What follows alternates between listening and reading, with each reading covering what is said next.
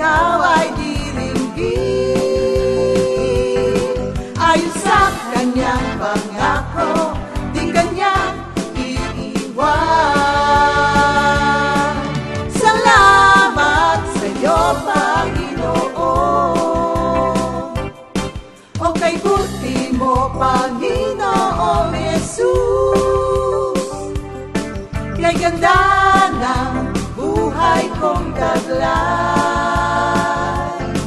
Sa'yo lang ang papuri, sa'yo lang ang luwalhati.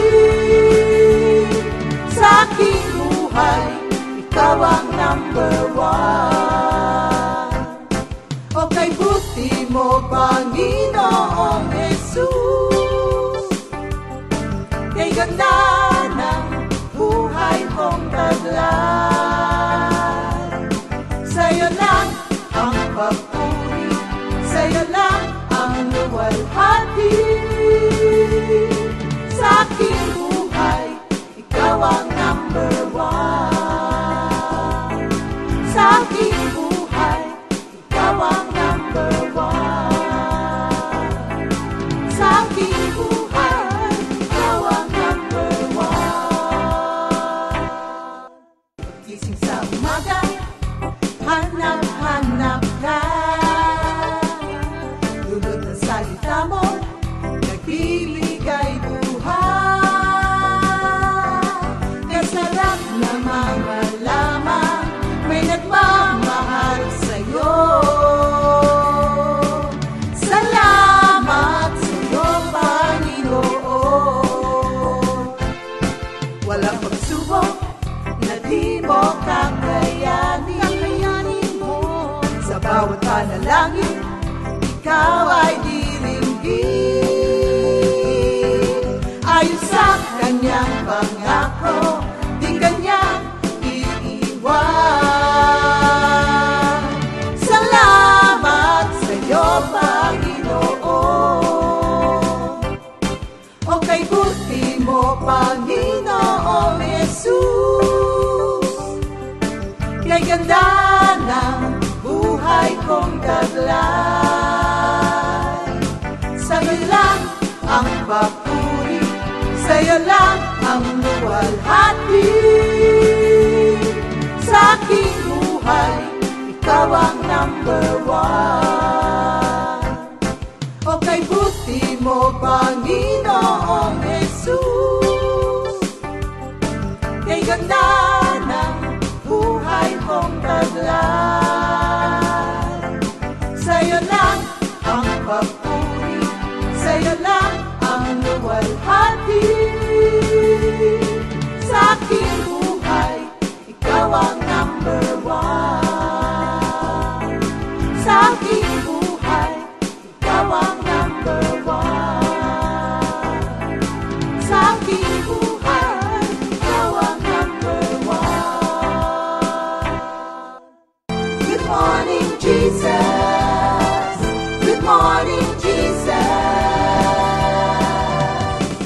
Good morning, good morning. Good morning, Jesus.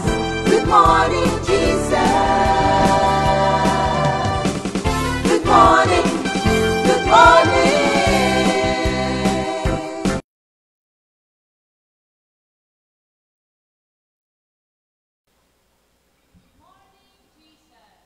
Good morning, Jesus. Magandang umaga mga kapatid. Comment naman po kayo kung kayo rin ito, na paggising mo sa umaga, umaalingaw-ngaw na agad yung, good morning, good morning. Naririnig niyo ba yung boses ni Sister Maripas po paggising ng umaga? Di ba parang automatic na yun, umaalingaw nga na yung, good morning. Oo. Pero, thank you Lord po, what a beautiful way to start the day. Yung ganito po, na kasama natin si Lord. Okay? Gusto ko lang pong i-share ulit yung word ko sa inyo. Ephesians 6:10. Finally, my brethren, be strong in the Lord and in the power of His might. Ayan. By nature po, tayo pong mga tao kasi, mga kapatid, ay matatakutin, mahina ang loob, ganon. Meron tayong mga pinaguhugutan nung wala tayo kay Lord, di ba? Kung saan-saan yung pinaguhugutan natin para tumapang lamang tayo. Ang Christian life po kasi, kagaya nung napag-aralan natin, is a warfare, mga kapatid. So, kailangan po natin ng strength within. At kailangan nating mawala yung fear sa atin para maipamuhay po natin ng may boldness at maging matapang tayo dun sa spiritual warfare na meron na kung nasaan tayo bilang mga Christians. So, ang sabi rito, be strong in the Lord.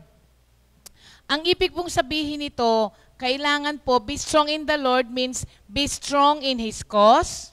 Isa. Be strong for His sake. At yung isa naman po, be strong in His strength. So, tandaan natin, be strong for His cause.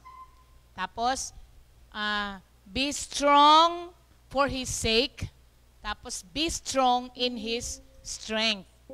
Alam niyo po ba na yung sinasabing power dito na available po sa ating mga Christians na kapag ka natatakot tayo o kailangan natin ng tulong, alam niyo ba yung power na available for us na sinasabi rito is the same power that raises Jesus from the dead.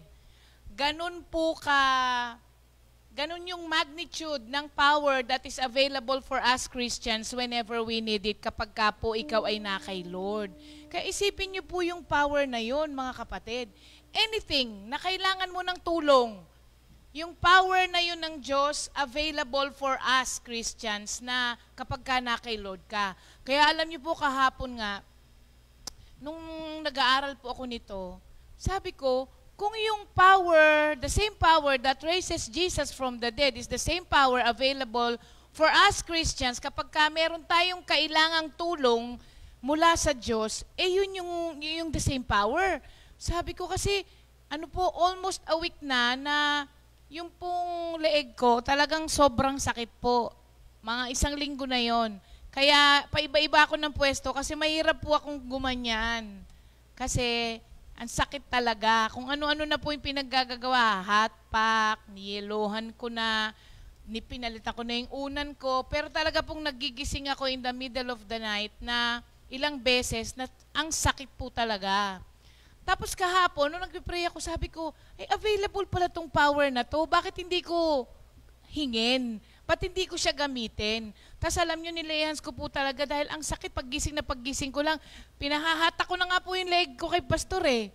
Tapos alam nyo po, after po nung prayer na yon, talaga pong nagulat din po ako. Talagang yung pain niya instantly nawala po. Tapos ngayon nakakaganyan na ako Meron pa rin akong konting nararamdaman, pero at least nakakaganyan na ako, Pero nung nakaraang araw, hindi po talaga. So, akin, ang kinailangan ko lang pong tulong physically. So, marami tayong mga tulong na kailangan araw-araw. Huwag nating kalilimutan yung power available for us all Christians. Ano po, mga kapatid? Okay. Thank you, Lord. Ngayon po, para sa araw na ito, ay meron po tayong mga birthday. Today is your birthday, Sister Temi Bongon. Happy birthday, Sister Temi. Pihado, Sister Temi may handa. Biko, suman, lahat ng masasarap na niluluto, no? Tapos, si Brother Victor Viro, Datu, anak ni Sister Mau at ni Brother Darwin. Tapos, si Sister Elizabeth Evangelista. Tapos si Sister Shira May Cruz Martinez na taga San Mateo. Tama, Aha. At si Pablo, si Brother Pabs. Natatandaan nyo ba si Brother Pablo Angeles? Yung taga Makati? JP Rizal. Ayan, nasa abroad na yan si Brother Pabs. Happy birthday, Brother Pabs! At kahapon po, wala kasi tayong ang nag-birthday ay ang aking mabait at masipag na kapatid na si Dabs. Happy birthday, Wins! Si Sister Zara Jane ng Laia. Uy, si Sarah ha, birthday mo pala. Si Sister Beng Ramos. Sister Beng, happy birthday. Sister Cyrene Pega. At si Sister Amalia Cuartero ng Katandala. And Sister Erica Ignaco. Erica, happy birthday. Ayan. At sa araw na ito na po ang inyong mga requested songs. Unang-una po natin ay You Are Amazing by Sister Tess Magat.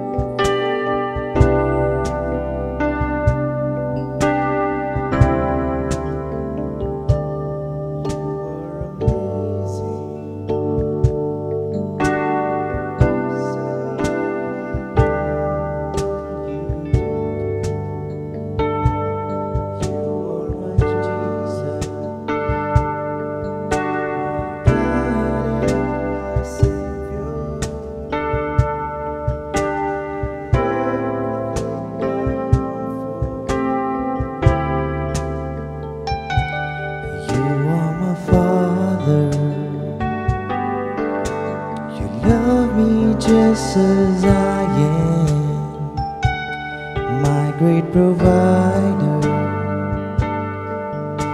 You give me all my needs, everything I long for. Jesus, you are my everything. I exist because of you. Every move I make, every step that I take, it's all because of you. Jesus, you are my everything. I exist because of you. Everything I have, everything that I am, it's all because of you, my Lord.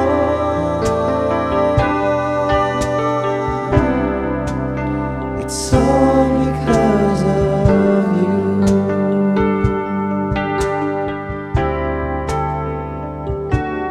You are my Father. You love me just as I am, my great provider. You give me all my needs. You're everything I long for. Jesus, you are my everything. I exist because of you. Every move I make, every step that I take, it's all because of you. Jesus, you are my everything. I exist because of you. Everything I have, everything that I am, it's all because of you, my Lord.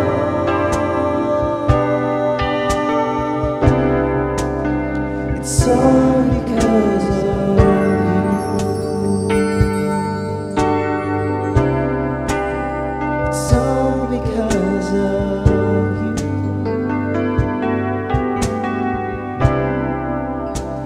It's all because of you.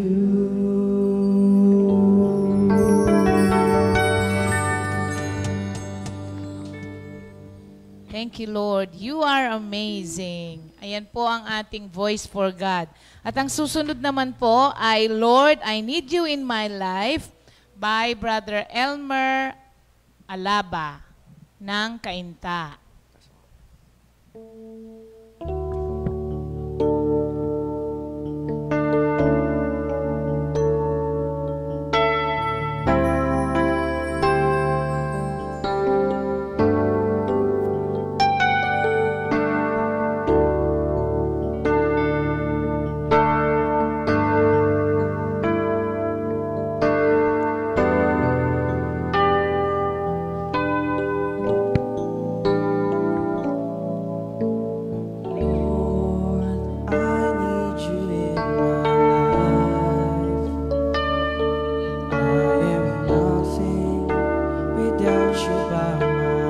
side. Teach me to do your will, for you are my God. I will sing and I will worship the Most High God.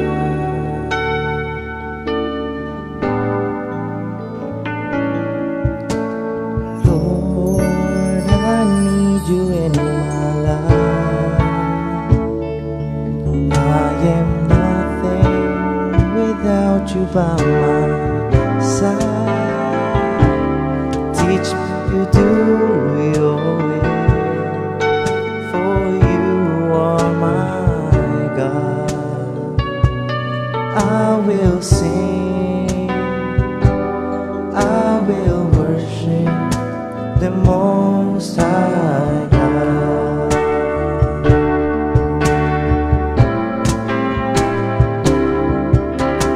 You are the stronghold of my life.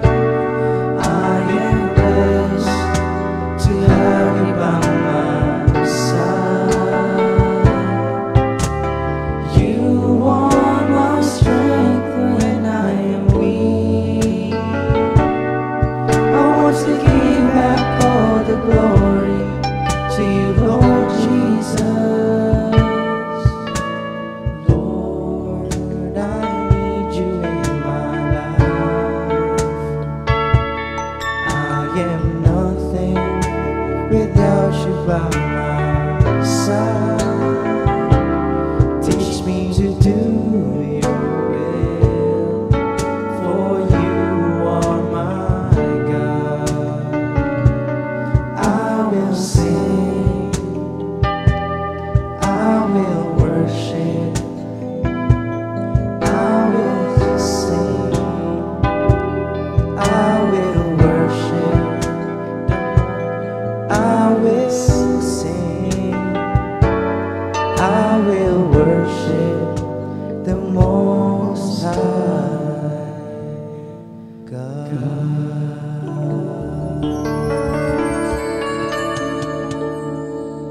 Ayan.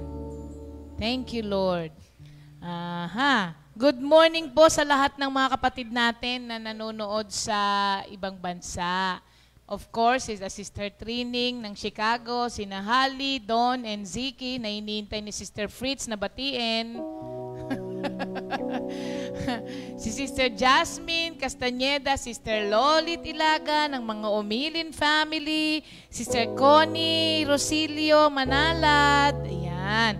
Sister Nida Ugalde, magandang umaga sa inyong lahat dyan. And speaking of Chicago, ang susunod po natin ay ang Hesed. Ito ay kanta ng Mame. Requested by Sister Trining Fidere and Sister Letty Garcia.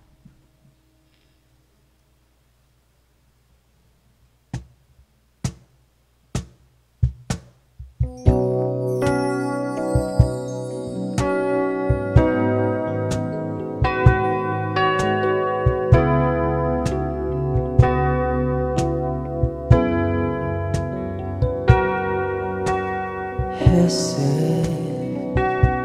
the loving kindness of the Lord.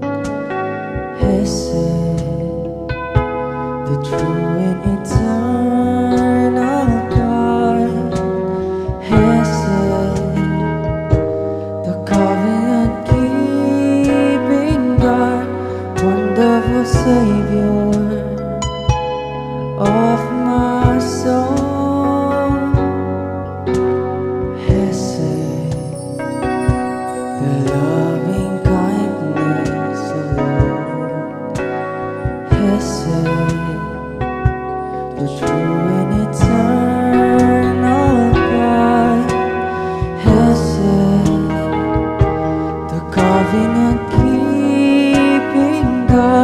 Wonderful Savior of my soul. He never fails. He's concerned with every little thing.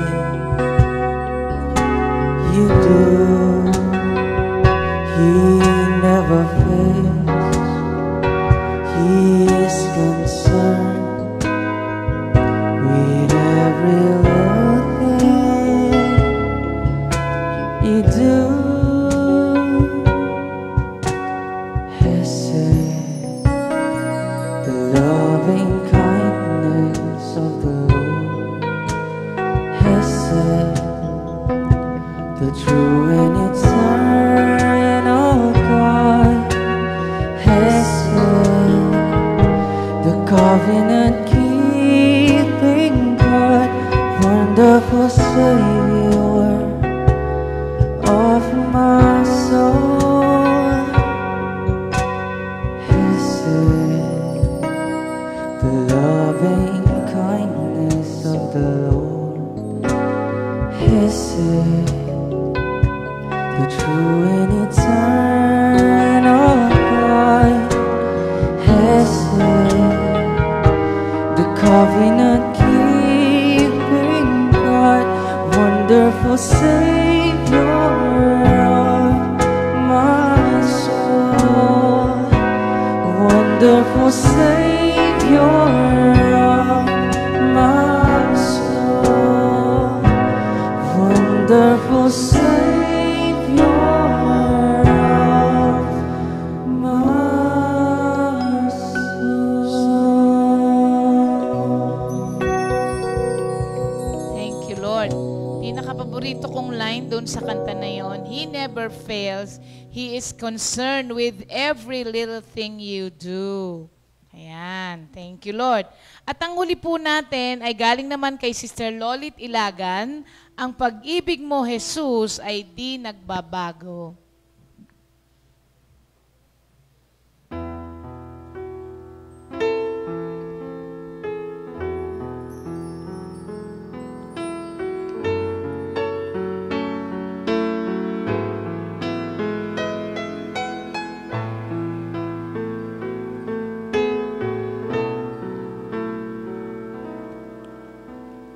Ang pag-ibig mo, Jesus, ay di nagbabago.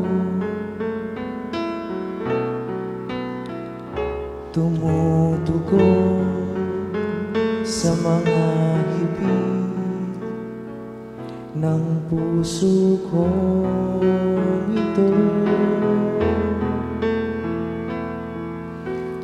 Ang pag-ibig mo, Jesus, ay di nagbabago.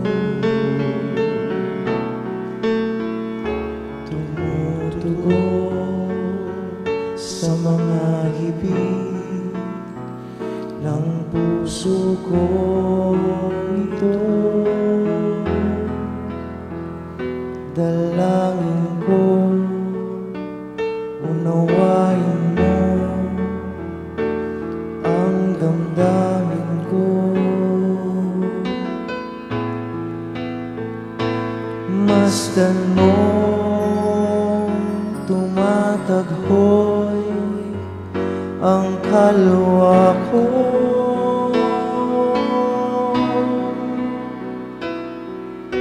Jesus, kailangan kita. Jesus, kailangan kita. Jesus, kailangan kita sa buhay ko.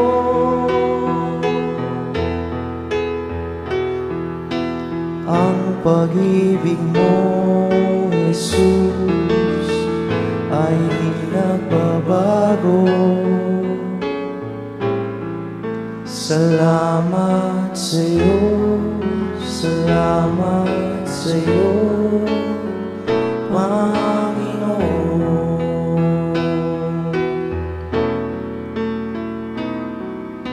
Jesus, kailangan kita. Jesus, kailangan kita. Jesus, kailangan kita sa buhay ko.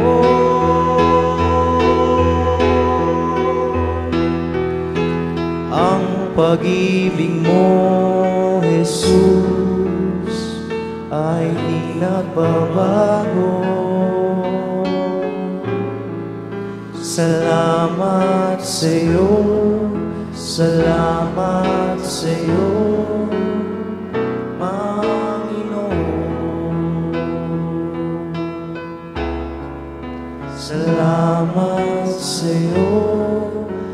salamat sa'yo, Panginoon.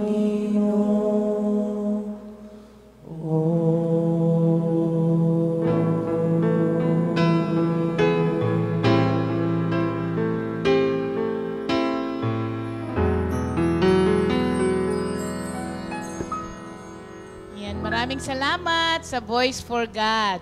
At yun po ang mga requested song nyo. Thank you daw, sabi ni Sister Letty, for singing Hesed. Yun pala yung first na song na narinig niya nung siya ay tinawag ni Lord sa Comfy. Sister Letty, yun daw yung unang-unang kanta na narinig niya sa mame nung tinawag siya ni Lord sa Comfy. Hello kay Sister Mercy Sevilla. Sister Mercy ng Mendez. Sister Mercy. Mukhang maraming bagong bag, Sister Mercy. Yes. Oo. Lahat po ng mga taga Kalaka. Yan. Ang mga Valencia family, good morning. At sama po natin sa prayer si Brother Denver Gelido. Sabi ni Nanay Clemen, hindi sinabi kung bakit Pero sama natin sa prayer si Denver at si Brother Lando. Pamilya ni Brother Lando. Sabi ni Brother Jess Evangelio. Tsuhin ni Sister Charity pala yun. 40 days na ngayon. Siya daw yung nagluluto lagi pag morning devotion. Pang 40 days niya na ngayon. Alam ko ang comfort ni Lord sa family po ang inaasahan nila. Okay. Mga kapatid, patuloy po kayong mag-request ng mga kanta. Meron na pong hanggang Saturday, pero by next week, 4 pa lang. So, ang dami nating nanonood, ang dami rin nating taga-comfy. So, kung meron po kayong mga paboritong kanta, i-comment nyo lang po, at pinipick up po naman yan ni Sister Sally. Yan. Thank you, Lord. Ngayon naman po, dahil meron tayong mga natutunan na, marami sa mga workers na ini-interview natin ngayon. Meron naman tayong isang elder ngayon, yung pastor po natin, na mag-share din po sa atin kung paano po siya tinawag ni Lord at ano ang kanyang life verse. At dahil sa nag-birthday siya, kasama na rin po ang kanyang pasasalamat. Narito po si Pastor JB. Magandang araw po sa ating lahat. Alam ko po sa awat grasya ng ating Panginoon, tayo pong lahat ay nasa mabuting kalagayan sa po ng ating mga mahal sa buhay. Sa oras pong ito, hayaan po niyong i-share ko sa inyo ang aking life verse sa John 15:16. And at the same time, kung paanong napunta ko sa Comfy. Tayo po'y manalangin. O Banal na Espiritu, tulad po ng dati, wala po kami magagawa kung wala ka. Gabayan po kami mula sa pagbabasa hanggang sa pagninilay ng mga salita ang amin pong marinig. Kayo po ang maghahari sa amin, ang lahat pong ito ay all for the glory of God. In Jesus' name we pray, Amen.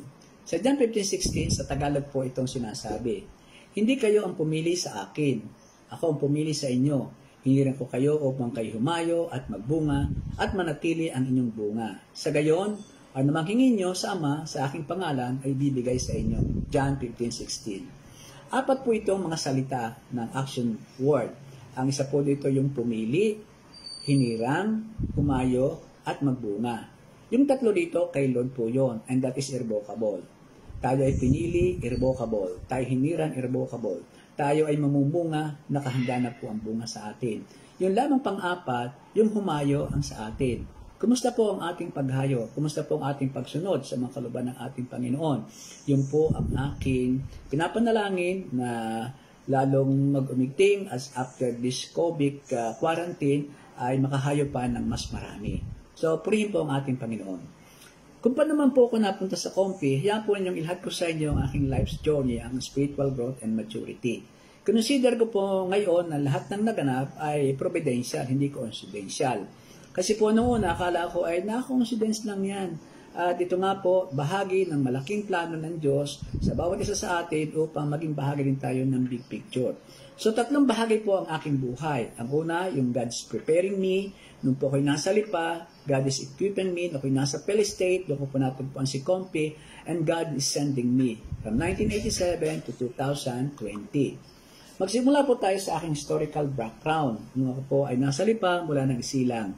Salamat sa Diyos, ako po ay may ina na pious at devoted Catholic. Sa kanya po natutunan ang paggalang at pagkatakot sa Diyos, ang mabuting mga gawain at lahat ng bagay na kalugod-lugod sa mata ng tao at sa mata ng Diyos. Meron lang po akong later on in my life, no, po nakakita na dito sa Kompi, kung ito po yung nadagdagang pa ng mga salita ng Diyos, napakatibay po ng pananampalataya. Being a husband to my wife and father to my children, ako man lang po itinuray ni Lord upang maging isang shepherd sa aking mga kaplak. Thank you, Father God. Ako po yung nag-iisang guru din. At salamat sa Diyos, napaka-inspired po sa akin ito. Yung imparting knowledge to a student na kinakailangan kang mag-aral ulit at upang ang iyong pagtuturo ay maging tama at magbibigay ng encouragement, additional knowledge sa iyong tinuturuan. Sa matter of fact, ito po ang gusto kong maging retiring age ko noon. Sabi ko, babalikan kita, pero fast forward, alam po na nangyari. Naging maunlad po ang aming negosyo, kaya po ako umalis sa pagtuturo at sobrang bilis po ng pag-asenso na di ko namalayan na meron palang nagaganap na sa akin. Napapabayaan ko po ang aking pamilya. Umaga na po ako umalis at gabi na akong dumating. At pati po ang tungkol sa simbahan ay halos linggo na lamang. Pero salamat sa Diyos, ako po agad ay binigyan niya ng refleksyon. Naging madilim po at dark yung aking pamumuhay at parang nakikita ko na ano ito? Ito'y dahil sa aking kasalanan. Umenter po ang sin.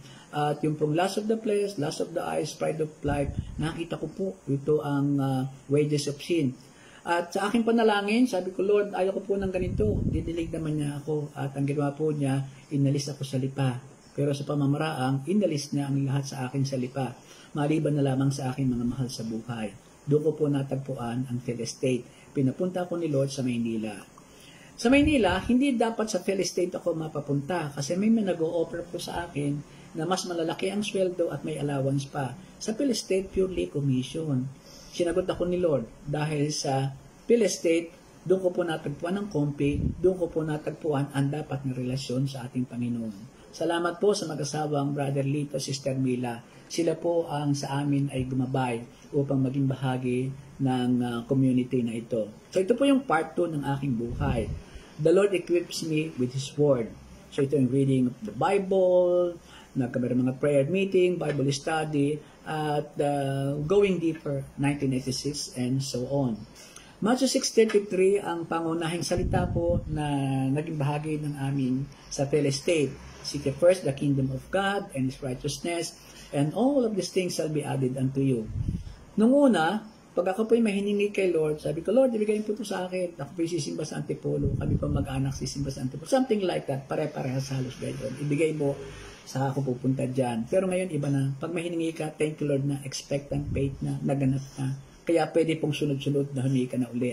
Malakay 3:10, ibigay mo sa akin 10 sa aking tahanan upang mayroong magastos doon. At subukan mo dito ko bubuksan ang mga durungawan ng langit. Nako, durungawan ng langit. Malaki pong impact sa akin. Lahat ng pangangailangan ko. Pero ang experience ko po, no, ako'y naroon sa negosyo, yung 10% po pangkaraniwan namin binibigay per project. Kaya nung dumating sa akin itong challenge na ito, hindi po naging mahirap sa aming mag-asawa. Medyo po maluwag-luwag at salamat sa Diyos, naganap po sa amin ang kanyang pangako. At hindi nagtagal, ibinalik na po sa amin ni Lord ang lahat ng nawala, sobra-sobra pa. Kasabihan nga ay may sobra pang 12 bakol. Pati po ang aking mga anak nakatapos at naging maayos ang kanilang mga buhay. At meron pa pong bonus. Meron po akong naging bunso na si Sister Cora ay past 40 na kaya menopausal baby po siya. Pero kahit po siya ay merong hearing impaired, siya po ay nakaayos ang buhay, nakatapos at sa bawat pag-aaral lagi po siyang nangunguna. At ngayon nga po ay maayos ang kanyang hanap buhay. Siya po ay masasabi pa natin siya namimili kung siya sa magtatrabaho. Siya lang po ang aming kasama sa buhay kasi ang lahat nga po ay may kanya-kanyang sarili. Ang turning point po ng aking buhay spiritual sa buhay na ito at doon po sa LSS po natin sa SEC building sa Phil Estate. At ang sabi po sa Acts 1:5-8, For John baptized with water, but in few days you will be baptized with the Holy Spirit.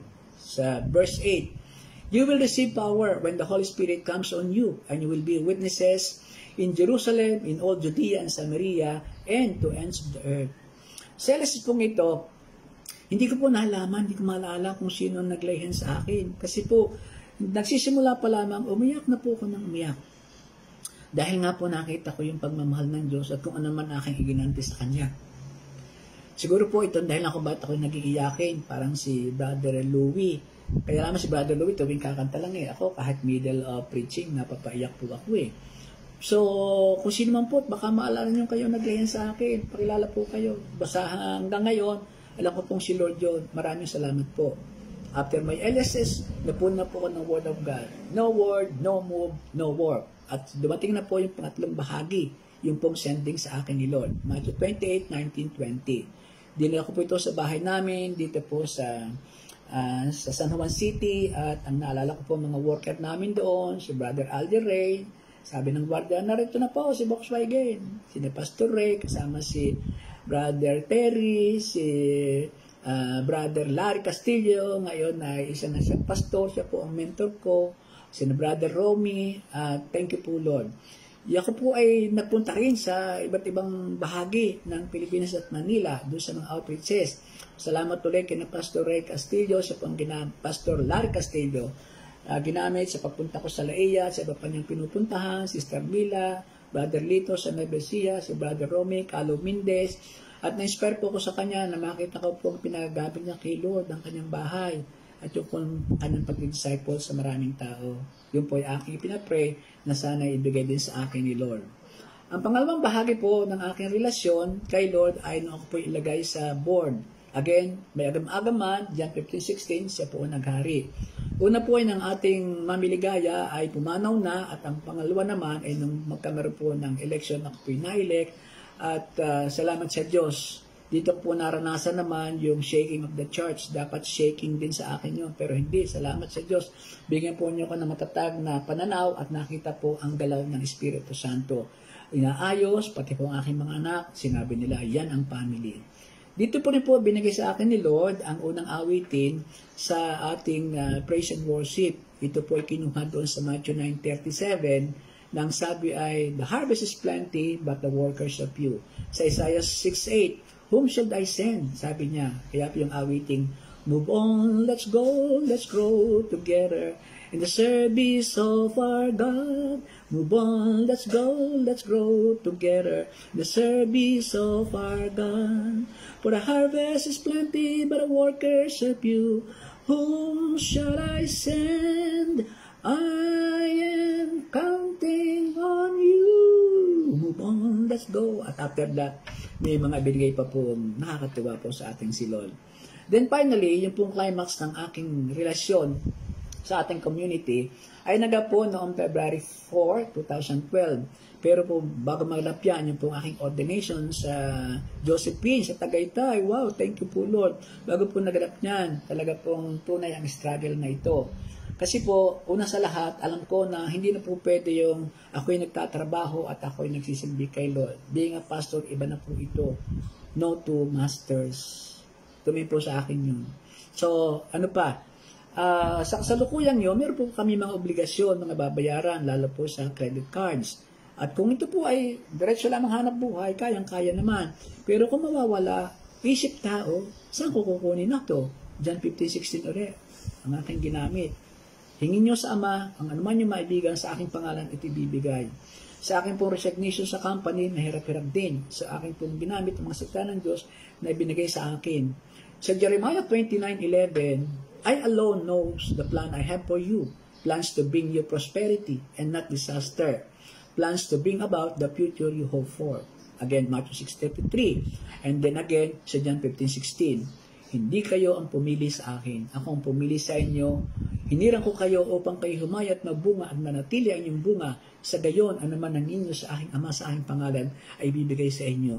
Muli po naganap ang kanyang pangako. Matapos ma-debt-free ang kompi, kami man po ang sumunod, debt-free. At tulad ng aking favorite na expression, sobra pa ng 12 bakol. Salamat po, salamat ng maraming. Bukod dito, yung peace of mind, yung fruit of the Holy Spirit, sa pamilya at saan man ako pumunta, nakalulugod.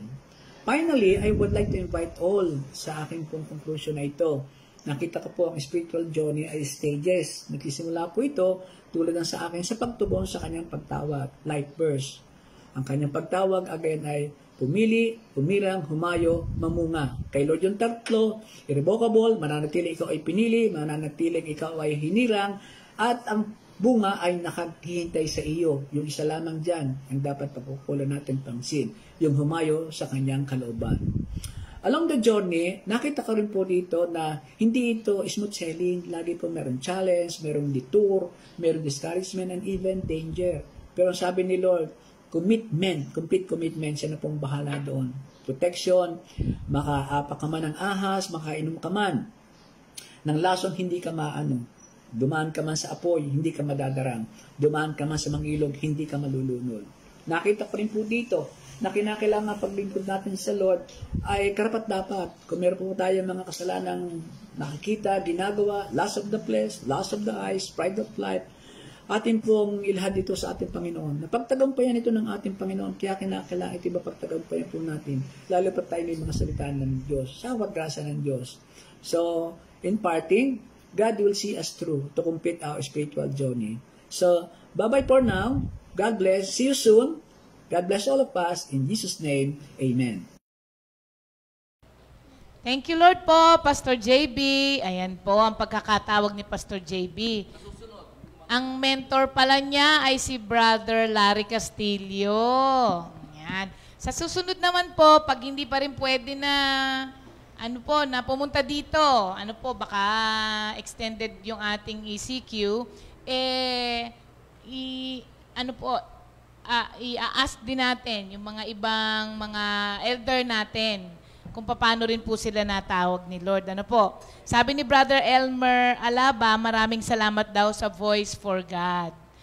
Kanina daw, na umaga paggising niya, sabi raw niya, sana daw kantahin yung Lord, I Need You in My Life. Baka daw kasi nakanta na in the past, hindi lang niya naabutan. Tapos kanina daw, biglang kinanta. Kaya totoo pala daw yun, nagiging buhay na buhay. Kaya napapaiyak daw siya kasi nabuhay daw sa kanya yung word na yon. Salamat daw sa Voice for God. Ayan. Sister Jasmine, yung inyong request, nakapila na siya. Don't worry. Keep sending your request, mga kapatid, ha? Hello din kay Dek. Hello, Dek. Ayan. Dahil po pamilya, kung tumawag ang Diyos sa atin, dito po sa Comfy, sabi nga nila, ang Comfy raw po, parang family style na community. Kasi nga po, simula sa pinakabunsong anak hanggang sa mga lolo, lola, pag tinawag ng Diyos sa atin, pamilya. Kaya ngayon, isang pamilya ang kasama natin. Ayan. Malungkot yata kayo. Hello po. Good morning, Jesus. Pamilya Abuyabor. Good morning. At saka Bartolome. Si Sister Sally. Ayan. Bati muna kayo. At syempre, si Sister Beth. Kaway-kaway lang dyan. Bati kayo sa mga BFF. Good morning, Jesus, mga BFF dyan, mga taga North, East, West, South. Dami pong BFF, marami pong BFF. News. Yes. Ako din, may kinausap na rin yung mga taga Makati Choir. Comfy worshipers. Ayan, thank you, Lord. Hallelujah. Ayan, okay.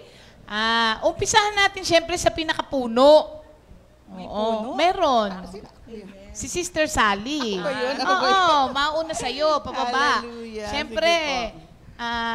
hindi ko lang alam kung kaya sila nandito dahil dinala mo. Mamaya malalaman natin. Pero si Sister Beng, dahil BFF kayo, si Sister Beng magtatanong sa'yo. Ano may tatanong mo sa akin? May sounds ka ba? Hindi ko nga alam.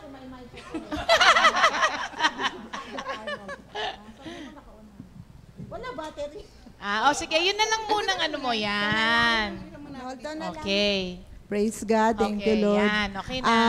Thank you, Lord. At binigyan tayo muli ng pagkakataon para ma-interview naman tong ating isa pang pamilya dito sa Comfy. Alam ko, kilala niyo siya, si Sister Sally. At siya ay ang ating songwriter. Marami siyang nagawang mga awitin sa Panginoon. Pero bago yon, tanong ko lang kay Sister Sally, kung paano ba siya napunta sa Comfy? Ay, yun agad.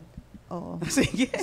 Praise the Lord. Thank you, Lord. Una sa lahat, salamat sa Panginoon at nabigyan muli ng pagkakataon na maibahagi po, no, lahat kami mga manggagawa kung paano po kami dinala dito ng Panginoon. So, mabilis po Nung ako po nag-aaral po ako sa Adamson, pagka po narinig niyo ang salitang Adamson, ano po yung malapit doon? St. Therese and Hotel Mirador. So, ibig sabihin, may connection na po agad. Pero hindi pa po ako nakakapunta doon. Wala pa po ako nababalitaan tungkol sa St. Therese na may comfy po doon. Pero yun nga po, nung ako graduate sa aking pag-aaral, syempre po, una kong naisin yung makapagtrabaho agad. So, nagtrabaho po, kaya lang, after 1 year, nagsarap po agad ang bangko na pinapasukan ko kasi that was the time na si Ninoy Aquino po ay inassassinate, no? So, Yan ba yung binibiro ka ni Doc? Kaya daw nagsara yung bangko kasi empleyado ka daw. so 1 year po yun. Tapos po, sabi ko, yung nanay ko po meron po kasing tindahan ng nanay ko sa palengke. Kaya dun po ako, nagtry naman po ako na magtinda naman po. So, nung nagtitinda na po ako doon, syempre po, ang buhay ko naman po, hindi po ako yung tipong mabait na babae. Hindi po ako yun. Kala lang po ninyo mabait ako. Pero iba po kasi talaga pag wala kay Lord ang buhay. Lahat po ng pagsisinungaling, lahat po ng kalokohan, lahat po ng pandadaya. Nagawa ko po yun kasi nga po, nung nagtitinda po ako sa palengke, para po kumita, ang gagawin ko po ay dadaya po ako sa timbangan, para sinasabi ko 1 kilo, pero ang totoo siyang naguhit lang po yun. So, dumating din po sa buhay ko na nagkaroon po ako ng boyfriend.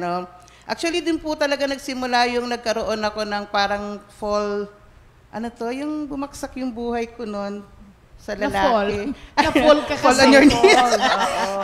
Pagkatapos po, one time po, ito na po yung istorya na po talaga. Nung ako po yung nasa palengke, habang nasa stretcher po, kasi po ganun pagka mga time na pag nagpapahinga ka po, nakaupo lang po, nakahiga kami doon, may stretcher po kami tinatawag, or folding bed. Itong si Sister Nene, bigla pong dumaan sa palengke. At siya po ay nag-aalok Sister Nene Awang? Yes, Sister Nene Awang. At bigla pong inalok po ako ng insurance. So, yun po, medyo nagkakwentuhan po, until finally nga po, at that time, I was so down, no, talagang may mabigat po akong pinagdadaanan sa aking buhay.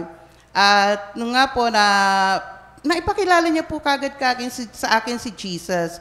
So, thank you Lord po. Nagkaroon po kami ng talaga pong I was seeking po talaga nung time na yon kasi ang hirap po pala talaga nung minsan kinakaya mo sa buhay mo ang isang bagay, pero ang totoo, hindi naman talaga natin kaya. So, pinakilala niya sa akin si Lord until one time po, naghanap pa rin po kami ng maaatinan, no? Pero tingnan niyo po kung gaano kabuti ang ating Panginoon. Nung time pong yon ay that was mga 1982 na po, no? Sabi ng nanay ko, umattend ako ng prayer meeting. Pero hindi ko po akalain na itong nanay pala ni Brother Angel Caballero at ang nanay ko po ay magkaibigan. So, mag-close friends sila. And then, ang unang prayer meeting po sa Guadalupe ay ginanap po sa bahay namin. So, tingnan niyo po kung paano din dinugtong-dugtong ni Lord. Nakakilala ko ng isang tao nag-introduce sa akin kay Jesus na wala pa rin po kami talagang permanent na inaatinan ni Tanene noon. Tapos po, ng isang araw po, bigla pong pag-uwi ko sa bahay, galing po akong palengke, nakita ko na lang po, may prayer meeting sa bahay namin. Nandun po si Brother Angel Caballero din po. So, doon po nagsimula until, napakaganda po ng ginawa ng Panginoon. So, doon na rin po nagsimula yung relasyon ko sa Kanya, naging active na rin po ako. Kasi nakilala ko si Lord di ba totoo yung sabi ng Panginoon na, I came here to seek and save the lost. Okay. Isa po ako sa lost na nakasumpong sa ating Panginoon.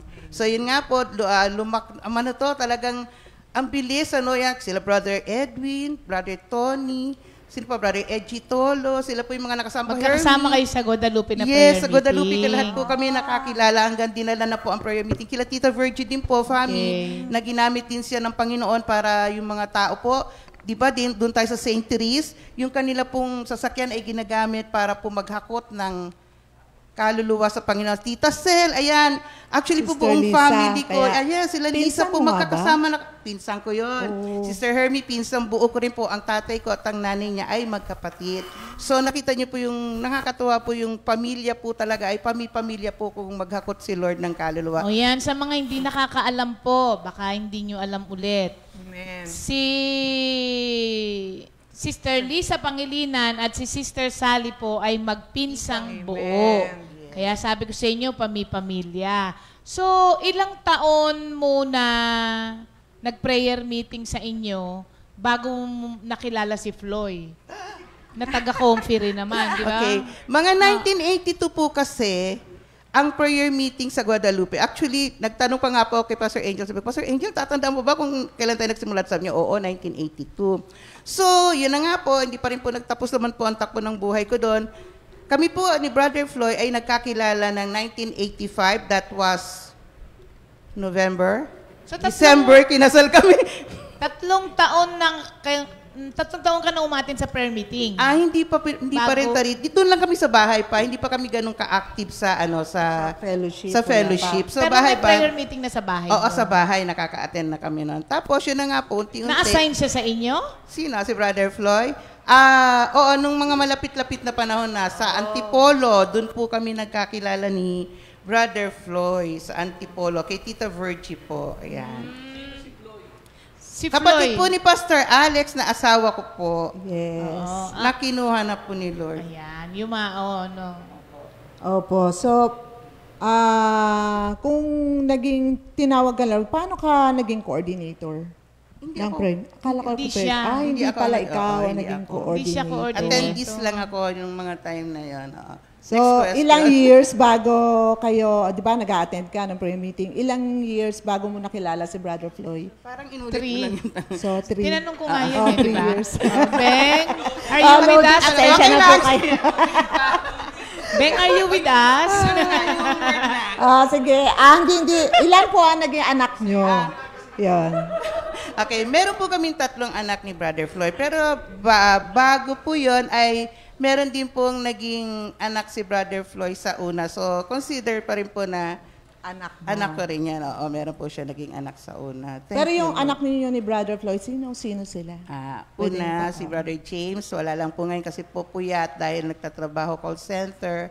Second po si Jamie na nasa Bohol ngayon na sabi ko nga sana anak makapag-video call ka naman at makita ka dito pero hindi ko po alam kung ano po yung nangyari. At ito po ngayon si Jen, ang kanyang asawa. Ayan, mamaya sila naman. Sila muna. Wala po yung board ko to rin. Ay, bakit? Gusto kong tumalon eh.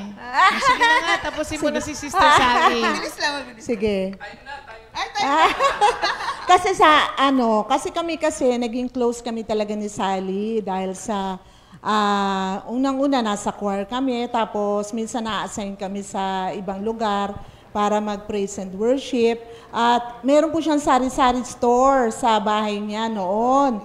Kaya doon po kami nabili kapag kami kailangan kaming bilhin. At siya rin po yung pag naubusan ako ng cash, nauutangan ko. Akala nyo lang po wala siyang pera, pero nakatago pala, tagong-tago niya. Kaya tuwan-tuwa Grabe po naman ako. siya. Kasi sinusubukan ko lang kung may pera siya. Pag ubusan po ako ng cash, siya po talaga pinupuntahan ko. Nung panahon na buhay po si Brother Floyd, kaya magtataka po kayo kung saan ang galing yung pera niya. Ganun pala may tinatago po talaga May siya. tanong ako, nabayaran mo ba ako noon? Oo naman, grabe ka naman. So masaya po kami dahil marami po kaming karanasan ni Sister Sally at saka alam niya yung mga naging karanasan ko noon at siya din, yung mga at yung sino naging crush namin, yung nabanggit niya kanina, si Brother Angel, crush niya po yun. Sige, di ba, naon pa yun. Hindi, wala po yun. Ayan na, nagpistuhan sige po. kayong dalawa. Parami po kaming papagkwentuhan. Pero punta na po tayo sa word niya. Kung ano po yung naging word niya o naging basis ng calling niya sa Panginoon. Amen.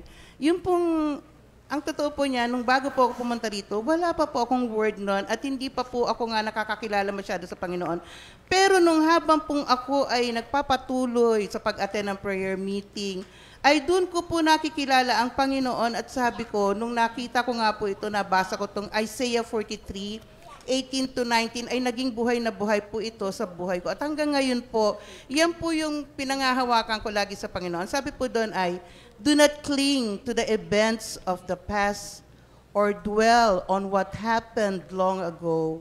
Watch for the new things I am going to do. It is happening already. You can see it now. I will make a road in the wilderness and make water flows there. Thank you, Lord. Ayan. Amen. So talagang, isang tanong na lang, Sister Sally. Kahit marami, sister. Kasi kulang tayo sa oras. Isang tanong, yung bang mga naging karanasan mo, kasi alam ko po yung buhay niya mula nung magkasama kami dito sa center hanggang sa oras na to, alam ko na naging takbo ng buhay niya. So yung bang naging karanasan mo ay masasabi mong naging inspirasyon mo sa mga marami mong awitin? Malaking bahagi po yung mga karanasan kong yon para po mabigyan ako ng, alam niyo si Lord naman po talaga nagbibigay eh. So sabi ko nga may 3 bahagi po yung mga awitin na binigay sa akin ni Lord. Una po, it was inspired by the trials na pinagdaanan ko. Kaya nga po yung I look to the mountain, where will my help come from? That was the time na talagang hindi ko po alam kung anong gagawin ko. So alam naman natin yun na open book naman po ang naging buhay ko at maging nung time na kami mag-asawa pa ni Brother Floyd.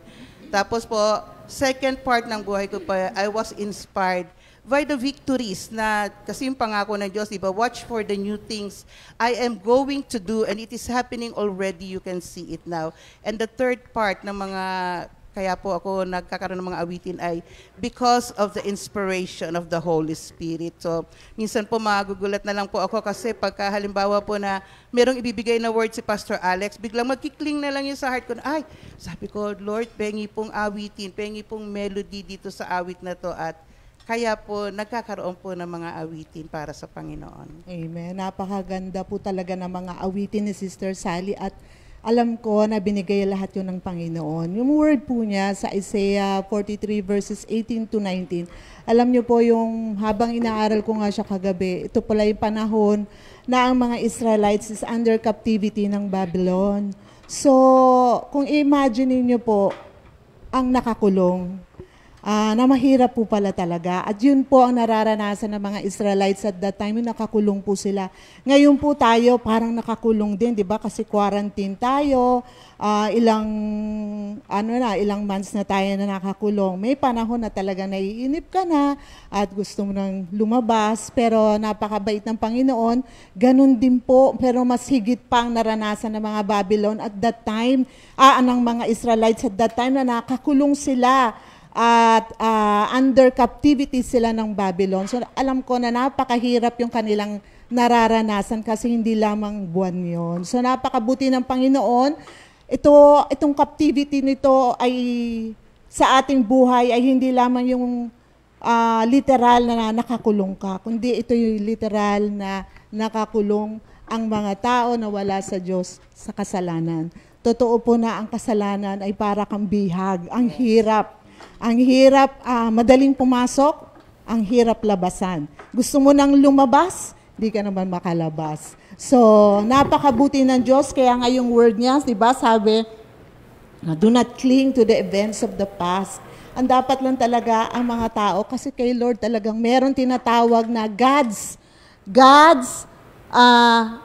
transforms despondency into expectancy. Pag sinabing despondency, mga kapatid, yung low in spirit, talagang kapag nasa kasalanan ka, ay talagang lugmok. Yung naranasan ni Sister Sally, lugmok, talaga ang hirap, para kang hindi makagalaw, gusto mong gumalaw, hindi ka makagalaw. Yan po ang nakabihag, ang nakakulong. Kaya yung mga tao wala kay Kristo talagang nakakulong. Pero napakabait ng Diyos. Sa Isaiah 1 verse 8, the Lord says, now let's, sandali lang. Now let's, di pa rin mabasa.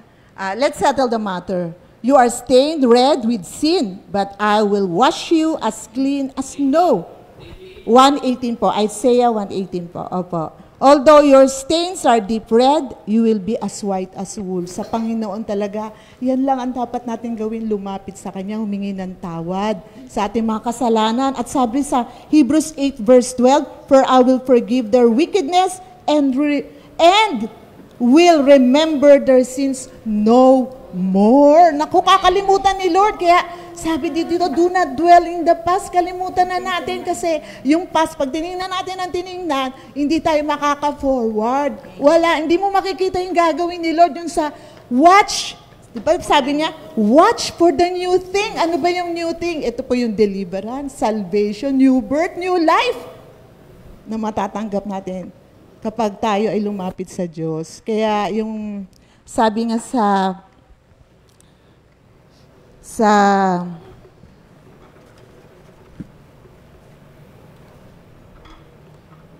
New Life, sabi nga doon sa John 10:10, for God came so that we may have life, life in all its fullness.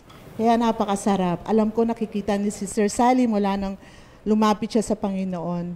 Yung buhay niya ay unti-unti binago, pinaganda ng pinaganda. Hindi lamang siya, kundi tayong lahat, na habang lumalapit sa Panginoon, kinalimutan na ang nakaraan.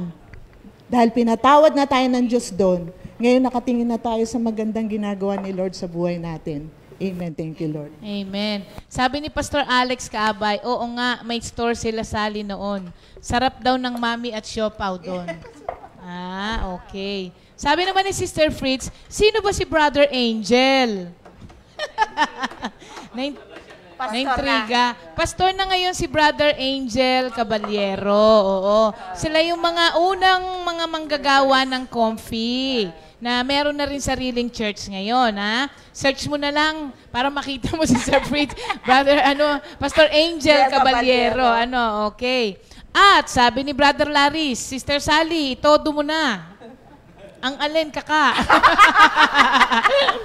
Okay, thank you Lord, dun sa testimony ni Sister Sally. At dahil siya ay lumapit sa Panginoon, syempre, yung mga anak,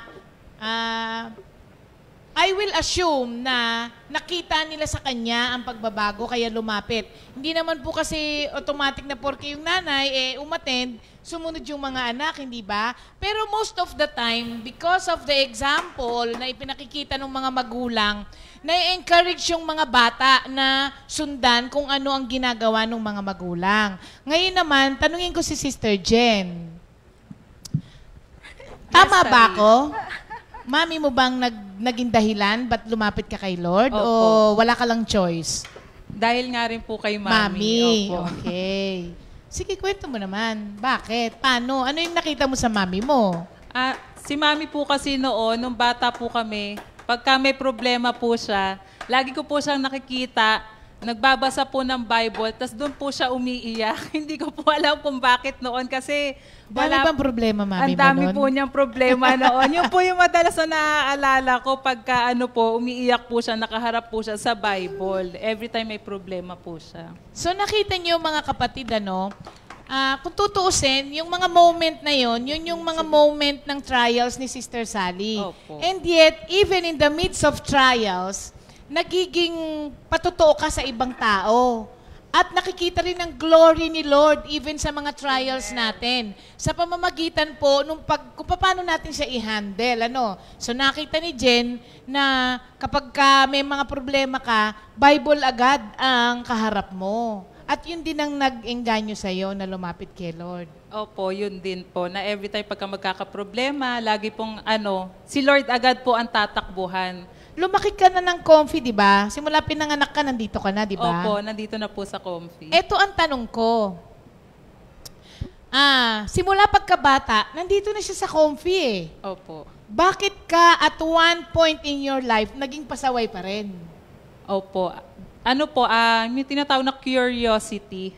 Masyado po akong naging curious sa mga bagay-bagay. Kasi kumbaga, nasanay na po ako sa yung ganitong pamumuhay. Tapos nung medyo nag-high school na po, parang, may ganun pala. Ay, may bisyo palang tinatawag.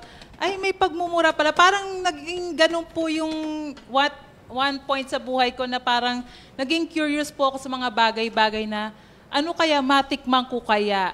Tapos, nung time po na yon, pagka pala mahina ka spiritually, huwag ka na pong tumuloy sa mga bagay na alam mong ikapapahamak mo. Kasi it's either sila ang madala mo or ikaw ang madala nila. Kaya ang nangyari po noon na hindi pa naman po ako ganon kalalim sa Panginoon, ma-attend-attend lang po, yun nga po, ako nga po ang nadala nila. Kaya naging pasaway din po ako noon. May time nga po noon na minsan hindi po kami umuwi ng bahay. Minsan po nakikita po kami, tumatalong po kami ng bakod. Kasi bago po lumabas ng Comfy, kailangan po may sulat pa po ng magulang. Pinapayagan ko po si Sister Jen na lumabas papuntang one stop. May ganun pa po. Tapos may gwardya. Noon po ang ginagawa namin para po maka-gimmick-gimmick, enjoy party-party, ganun po. Minsan tumatalong po kami dyan sa may bakod, sa may likuran. Isa pala siya dun sa mga Bakod girls. Anong tawag nila? Lipat bahay. Isa siya sa mga lipat bahay. Alam niyo, totoo po yun, mga kapatid. May mga pagkakataon talaga na, ayun, tama rin siya. Minsan kasi pag lumaki ka sa, sa church, tapos hindi ka masyadong exposed sa pamumuhay sa labas, sa mundo, yung iba, naka-culture shock yung mga bata na Pero hindi po ina-encourage na subukan niyo po, mga kapatid, ha? Yun po ang kanyang, naging buhay. Ngayon, nung sinubukan mo yun,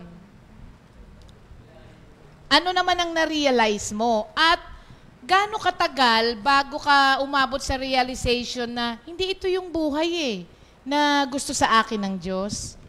Nung una po, sa totoo lang, nag-e-enjoy po ako noon. Kasi once na nasa kasalanan ka pala, hindi mo na malalaman kung ano yung tama o mali. Kasi nararamdaman mo sa sarili mo na masaya ka, na parang nabibigay yung gusto ng laman mo.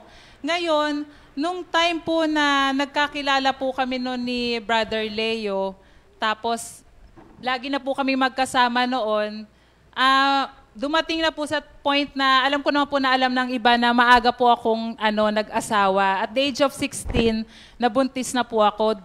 16 lang? Opo. Maagang bumigay si Jen. Opo, 16 years old. Kaya nga po, nung time po na yun po yung bigla pong na-realize ko sa sarili ko na parang anong nangyari sa akin? Ba't bigla akong nagkaganito? Tapos iyak po ako ng iyak noon. Tapos naalala ko po noon December, bago ko po sabihin, December 24 po yun, nung umamin kaming dalawa sa daddy ko. Naalala ko po noon, iyak ng iyak yung daddy ko. No? Tapos ang sama-sama po ng loob niya, sabi niya. Kala ko po kasi noon wala silang pakialam sa akin. Tapos nung time na yon, biglang umuwi po daddy ko, umiiyak siya, nagulat po ako. Tapos sabi niya sa akin, nagbuntis ka, hindi ko inaasahan na gano'n. Tapos dumating rin po sa time na na-depress po ako noon. Sabi ko, ba't nga ba nagkaganito yung buhay ko na napariwara ako, tapos ngayon, at the age of 16, nabuntis ako, tapos apo ako ng elder, tapos ang nanay ko ay worker, parang lahat po ng pagkatakot sa akin, dumating nung time na yon, natakot na po ako, sabi ko, 16 years old, hindi pa po ako nakakatapos na pag-aaral, nabuntis ako, sabi ko, paano na yung future ko? Paano yung sa mga anak ko? Paano sila mabubuhay?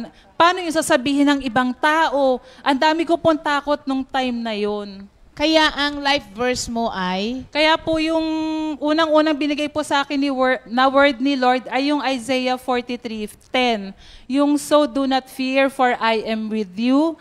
Do not be dismayed for I am your God. I will strengthen you and help you. I will uphold you with my righteous right hand. Yan po yung salitang pinanghawakan ko nung that time po na yun sa buhay ko na sabi ko, parang hindi ko na alam ang gagawin ko na gusto ko na rin pong bumigay. Ayun. Alam nyo, itong Isaiah 41:10 na to, mga kapatid, 43:10, Isaiah 43:10 na ito, napaka-encouraging word nito sa lahat ng mga tao na ang daming mga paano na, baka ganito, paano kung ganito, maraming mga takot. Kasi alam nyo po, fear can cripple you and can prevent you from being the person that the Lord wants you to be. Kasi kagaya sa sitwasyon ni Sister Jen, meron siyang realization na marami siyang mga mali na nagawa.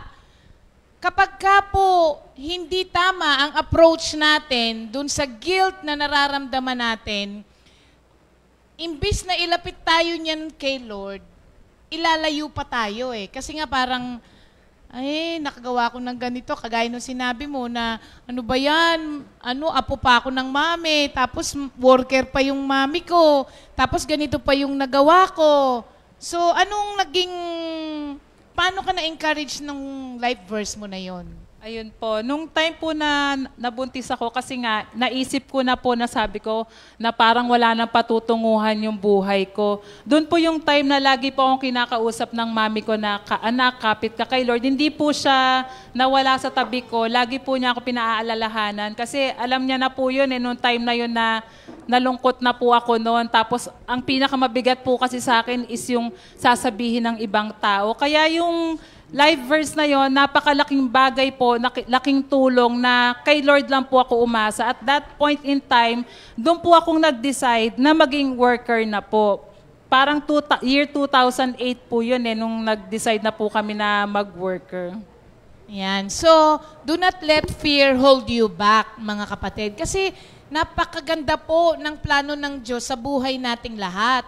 Pag hindi natin na-recognize itong mga fear natin na ito, hindi tayo makakarating doon sa gustong paglagyan sa atin ng Panginoon. Kaya, determine that fear doesn't have the last word in your life. The Lord has. Siya ang may last word, hindi yung takot natin. Kaya naman po ganun ang nangyari sa buhay nila. Ngayon, naglilingkod siya kay Lord. At pumasok nga yung sinasabi niya, nung time na medyo na akit siya ng mundo, yun yung time naman po na nakilala niya si Brother Leo, na asawa po niya. Brother Leo. Good morning, Jesus po, mga kapatid. Ayan. Isa po siyang patotoo na ang mga nakaraan po natin sa buhay natin, hindi po ito ang magde-define sa future natin. Amen. Kasi kung tutuusin, di ba parang nung mga panahon na naging pasaway siya, doon pumasok si Brother Leo sa buhay niya. Pero ang sino man pong lumapit sa Diyos, sabi nga ni Sister Maripas kanina doon sa word niya, di ba, na gaano man yung kasalanan na ginawa mo, kapag ikaw ay nanumbalik sa Panginoon, lahat ng mga nangyari sa iyo, God can turn it into a blessing. At yun ang nangyari kay Brother Leo. Ay di si Brother Leo, nung nakilala mo si Sister Jen, alam mo ba na anak siya ng worker? Hindi po. Hindi? Hindi mo sinishare sa kanya? Kasi pasaway po ako noon.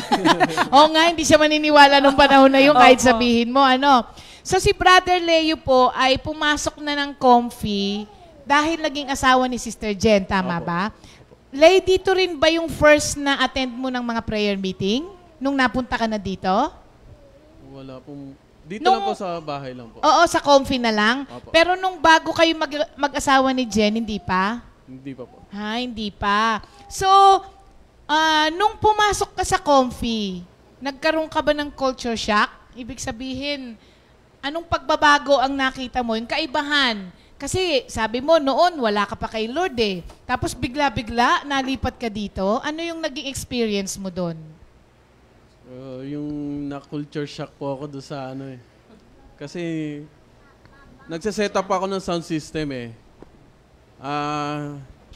Pag ang schedule namin ay pang-Christian, sineset up ko lang yun pero maalis ako. Hindi ako nagbabantay. Pinababantayan ko po sa iba. So, opo, hindi ko parang tinatawanan ko yung mga ganong mga setup namin na ganon. So, hindi ko akalain sa buhay ko na mapupunta ako sa gantong gawain. Sabi ko sa sarili ko, bahala na yung Diyos sa akin kung anong mangyari sa akin. So, yung iniiwasan mo before, doon ka pala dadali ni Lord? Opo. Oo. O nung nandito ka na, ano ang naging experience mo? So, yung experience ko is, Hindi naman maganda lahat, I'm sure, di ba? Okay lang yun, huwag kang matakot ulit. Sobrang ano. Ano? Ano lang. Maganda rin naman po. Sobrang ganda po. Kaysa yung sa labas. Malaki po yung pagkakaiba nung sa labas kaysa sa loob. Pero I'm sure nung ikaw ay pumunta dito, hindi ka agad naging yung kay Lord, 'di ba? Kasi parang bago lahat sa iyo eh, 'di ba? Opo. Gaano katagal yung adjustment na 'yon bago mo talaga tinanggap si Lord sa buhay mo at tinanggap na ito na yung buhay na para sa akin? Gaano katagal? Mga ilang taon yun na nandito ka bago talagang nabago ka ni Lord? Ang tingin ko po, parang 4 years eh. 2006 ako rito, on and off. Kasi nga yung may trabaho pa ako sa labas eh. Ah, okay. Pinatira kami ng mami dyan, pero Nagtatrabaho. on and off kami lumalabas. Umuwi kami sa lumalabas Las kayo. Piñas. Oo. Tapos may trabaho kasi ako noon eh. Pagkatapos po, 4 years bago. 4 years po eh. Yung 2008 pumirma kami. Tapos, 2 beses ako nag-LSS eh. Dalawang Pero beses? Dalawang beses kasi parang hindi ko eh. Hindi maintindihan pa. Hindi ko pa maintindihan yung una, kaya dinalawa. Nung pangalawa, naintindihan mo na? Naintindihan ko na muna. Paunti-unti po. Paunti-unti. Anong mga after how many years bago talagang tinanggap mo na ito na yung buhay na plano sa'yo ni Lord? Hindi ko After masabi. nung LSS ba, tinanggap mo na yon? O, Opo, paunti-unti rin din po. hanggang sa na-realize mo na lang Opo. na, at meron kang life verse, hindi ba? Meron po. Ano yung life verse mo? 2 Corinthians 5:17 po.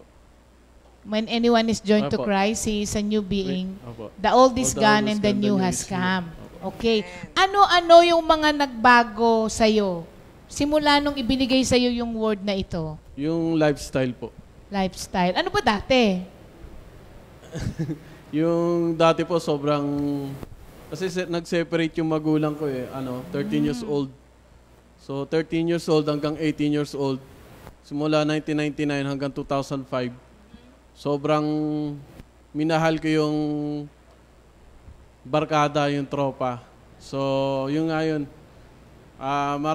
Wala akong ibang ginawa kundi tumambay ng tumambay. Diskarte rito, diskarte doon.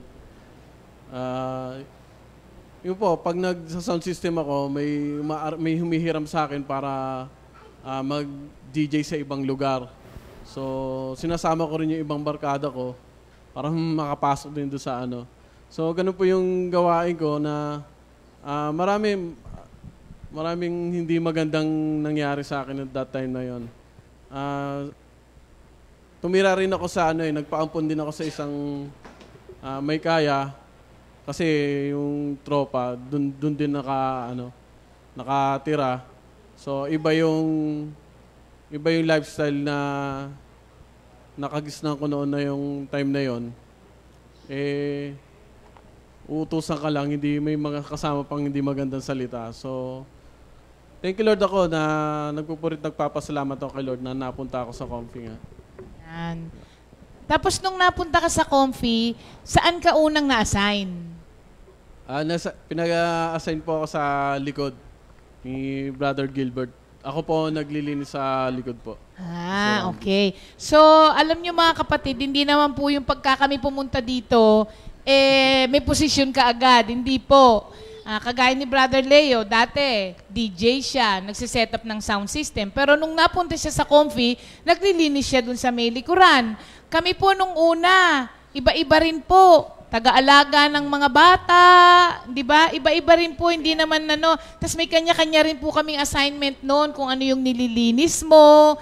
Hindi po pwede yung, karamihan kasi yung mga iba pag sinabing worker, akala po nila magpipreach agad.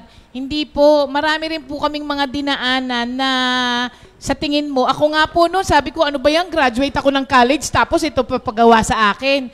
Pero yun po pala ay part ng training mo kung paano ka maging servant. Kaya yun ang din ang nangyari kay Brother Leo. At yung po yung kanyang word of God na yun, mga kapatid, dito pong 2 Corinthians 5:17 na to, ang sinasabi rito, you will be made new completely. Hindi po ito yung dating ikaw, tas papatsihan lang kung ano yung mga mali. Hindi po. Hindi po ito mga patch-patch yung pinapatsihan. Hindi. Kung hindi, pinapalitan ka ng bago. Kaya nga po bagong nilalang, wala na yung dati. Dapat hindi na makita sa'yo yung dati. Ang makikita sa'yo ngayon ay yung bagong ikaw. Yun po yung 2 Corinthians 5:17 na hindi po natin magagawa kapag hindi po tayo nakipag-ugnay kay Kristo. Kaya ang sabi doon, ang sino mang nakipag-ugnay kay Kristo. Kasi sinubukan na po natin yan eh. Ilang taon na po nating tinry yan. Ilang tao na rin ang nag-try na magbago nang wala si Kristo sa sarili lamang. Nakapagbago naman po. Mga tumatagal ng mga months, mga ilang taon, pero BSD ulit. Diba? Balik sa dating ugali na naman. So, ang nakipag-ugnay lamang kay Kristo, ang nakakatagpo nitong pagbabago ng buong katauhan natin. At yun ang nangyari kay Brother Leo. Ngayon, merong naging tatlo na pala. Naging 3 bunga ang kanilang pagmamahalan. At ang panganay niya ay si Brother John Floyd. Brother John Floyd, bati ka naman. On mo siya. Good morning, Jesus. Hello po. Ayan. Napansin nyo, sino po ang kaparehas niyo magsalita? Kahapon, nung isang araw. Si B1, di ba? Ayan. Sa lahat po ng nanood, yung si B1, si Cromwell, eto po si B2. Na tinatawag nila, mag-best friend sila eh. Sabi mo, hello. Hello. Hello. Si Dwayne, okay. Dwayne, sino crush mo? Oo. Si Abby? Abby. Sige. John Floyd, ano naman ang naging effect sa'yo na lumalaki ka, tapos yung mga magulang mo nagsiserve kay Lord? Ikinatuwa mo ba yon? O may mga times ba na nainggit ka sa ibang mga kaklase mo na sana yung nanay ko hindi na lang worker, tatay ko hindi na lang worker? Meron bang ganon? Wala po. Wala? Aha. Bakit mas okay sa'yo na anak ka ng worker? Ano yung nagiging blessing ng anak ng worker? Anong nagagawa nito sa'yo? Parang yung mga pang question ko, pang matanda ba? Kaya hindi nila masagot? Sige.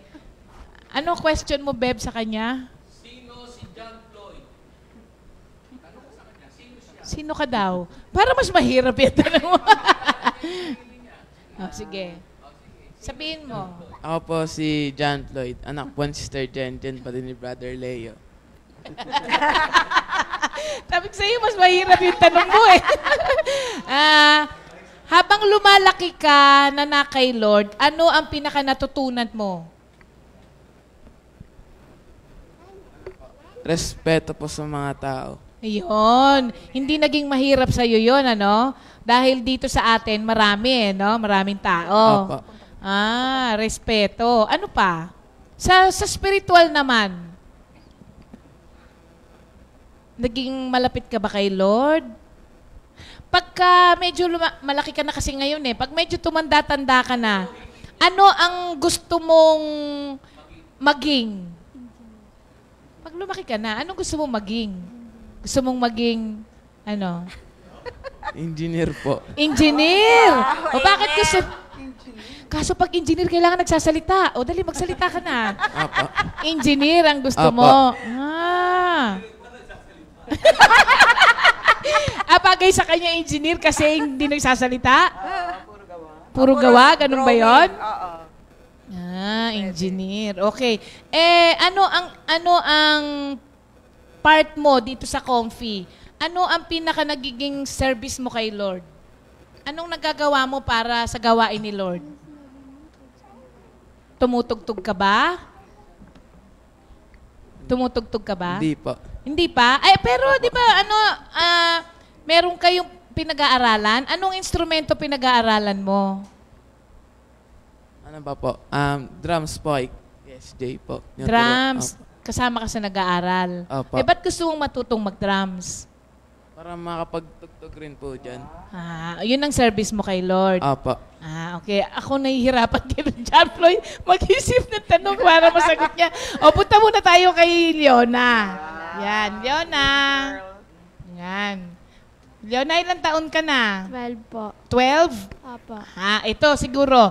Ano ang naging part mo dito sa Comfy? Taga-alaga po. Ayan, part mo yan sa family, di ba? Taga-alaga ni Dwayne. Alam nyo, yung mga ate rito, talagang parang sila yung mga nanay pag nag-alaga sa mga anak nila. Parang si din, si Dayan ba? Si Dayan ba taga-alaga kay No. At saka si Bale, di ba? Kung mag-alaga, okay. Ano ang ginagawa mo para kay Lord? Ma-attend po ako dito. Tapos, member ka ng? Children po. Children's Ministry. Apo. Isa siya sa mga Doxa Girls, hindi ba? Habang ikaw ay sumasayaw, bakit mo to ginagawa? Para po kay Lord. Para kay Lord. Gusto mo bang ma-please si Lord kaya yung sayaw-sayaw, ganon? Hindi po. Ano naman ang natutunan mo habang lumalaki ka, kahit sino sa kanilang dalawa? Ano yung natutunan mo tungkol kay Lord sa kanilang dalawa? Ano yung natutunan mo sa mami mo habang lumalaki ka? Ano yung naituro niya sa'yo? O kaya ano yung nakikita mo sa kanya na gusto mong gayahin? Worker daw po. Ha? Worker. Gusto niyang maging worker. Ayan, tandaan mo yung sinabi mong yan, ha? Kasi may nagsabi nun, eh. Oo, kaso nagbago, eh. Pero alam niyo po, sa totoo lang, sa mga kabataan ngayon, para sa akin po, wala pong ihigit dun sa buhay na kay Lord. Kung meron, sabihin niyo sa akin, baka sakaling mainggayon niyo kung lumipat doon, pero para sa akin po, ito na po kasi yung pinakamagandang buhay, yung buhay na kay Lord. Okay. Ngayon, may isa pang anak si Sister Sally, eh. Si Jamie. Wala siya ngayon, Pero may surprise siya sa'yo. Oo. Nag-video siya, kaya ito yung isa. Si Inday na nasa Bohol. Okay. Hindi nga. Ayan na, Saan ka nila? Maayong buntag sa tanan. Good morning, Jesus! Good morning, Comfy family. Unang-una sa lahat, binabati ko po si Pastor Alex, Tita Ria, Jen, and Mommy Sally. Thank you, Lord po, kasi nabigyan po ako ng pagkakataong ibahagi sa inyo ang aking life verse. Ang life verse ko po ay sa Philippians 4:13. Sabi po doon, I can do all things through Christ that strengthens me. Tunay nga na pag kay Lord tayo umasa, kay Lord lang natin hinihingi yung kalakasan natin sa pang-araw-araw na pamumuhay, hindi niya tayo bibiguin, hindi tayo manghihina, hindi tayo susuko sa buhay. Kaya thank you Lord, alam niyo naman yun na pagdaanan ko. And now, magkakasama na po kami family. Kasama ko na po si Brother JR and kids dito sa Bohol. And thank you Lord po kasi meron po kaming blessing. By next week po, sisimulan na po yung bahay namin sa katapat lang ng tinitirahan namin ngayon. And salamat talaga kay Lord kasi kahit na mabigat po yung pinagdaanan namin, and kita ko naman yung pagkilos ng Diyos. Kahit na nandito na po ako sa Bohol, malayo na po ako dyan, malayo na po ako sa family ko, hindi pa rin tumitigil yung pagpapala. Kasi naka-in touch pa rin naman ako sa inyo, naka-in touch pa rin ako kay Mommy, and of course, naka-in touch pa rin ako kay Lord. Kaya, salamat po talaga sa maraming blessings. And of course, thank you Lord din talaga kila Pastor Alex, Sister Ria, Mami Ria, Tita Ria, na walang sawang pagtulong sa amin, sa walang sawang pagtulong sa amin. And di ko na po pahabain ang aking message. Alam mo yan, Mami, miss na kita. And lahat kayo dyan. I love you, I miss you all. God bless.